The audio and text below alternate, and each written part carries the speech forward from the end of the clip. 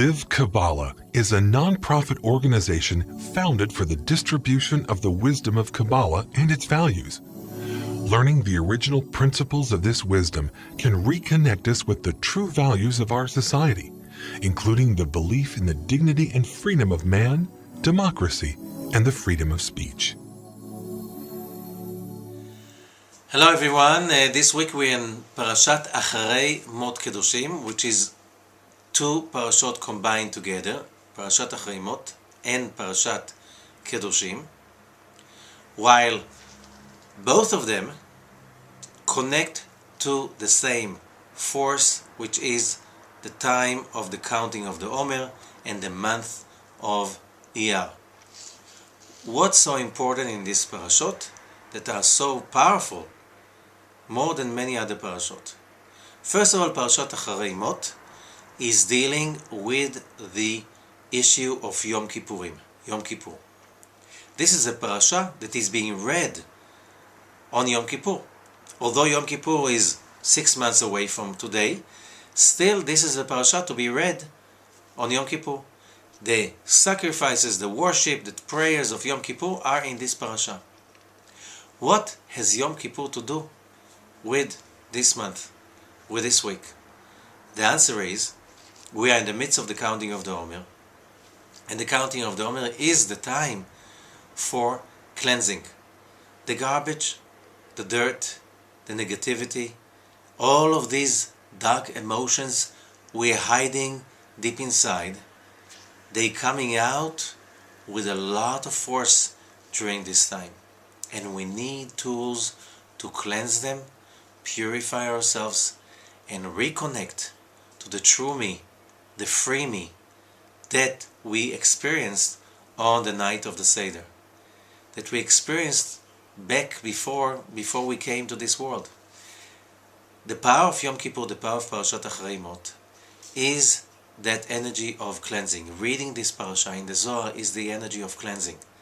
Reading this parasha on Shabbat is the energy of cleansing, purification. What does it mean, cleansing and purification?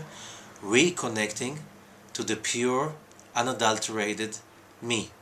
That voice of the soul within that is connected to what I really want in this life, and not to the false me, which diverts us from all the things that we really want. This false me that all the time instigates me to be angry, upset, jealous, and discontent with everybody around. It is not by coincidence that one of the simple explanations why the counting of the Omer is a time of mourning is because 2,000 years ago, 24,000 students of Rabbi Akiva died during this time. But that was long ago. So according to Kabbalah, the meaning is much deeper. However, why did they die? They died, it says, because they did not respect each other. And their teacher said, love your neighbor as you love yourself. This is the main rule of wisdom and the Torah. And if they did not respect that, why did they not respect that, and why in this time? This time is a time of judgment. And that's why we have to be extra careful before we say something, before we decide, before we jump into conclusions, because it's like a big pot simmering on the stove during this time. So we have to understand that this is my opportunity to identify the false me and disengage, detach ourselves from that false me and reconnect to the true me, which is the one that when we wake up in the morning and somebody asks us, what do you want to feel today? I say I want to feel love and not hatred. So if along the day something happens that makes me feel something else than love, I have to reconnect to the true me and say, however, this is what I want to feel today.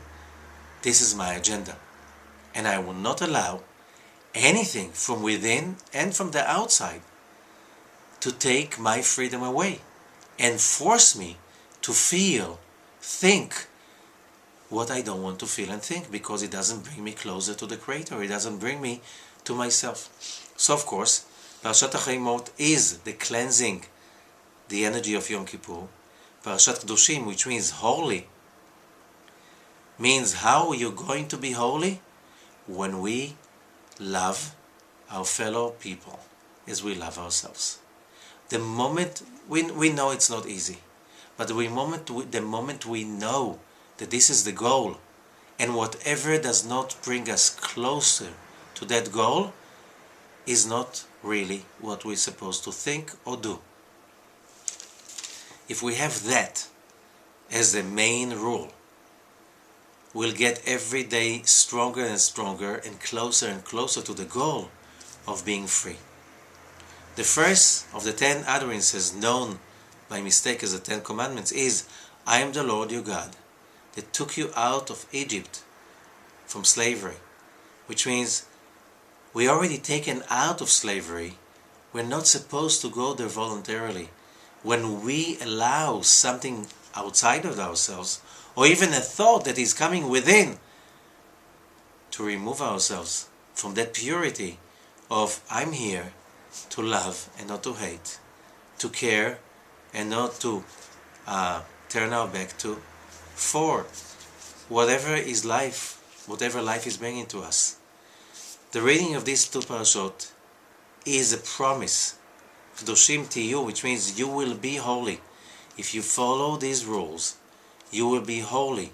And holy means you'll be whole, complete, connected to your true self. Then you'll be free. And then you'll really live. Because only when you connect to the true self, only then we live. Otherwise, it's kind of a long, painful death.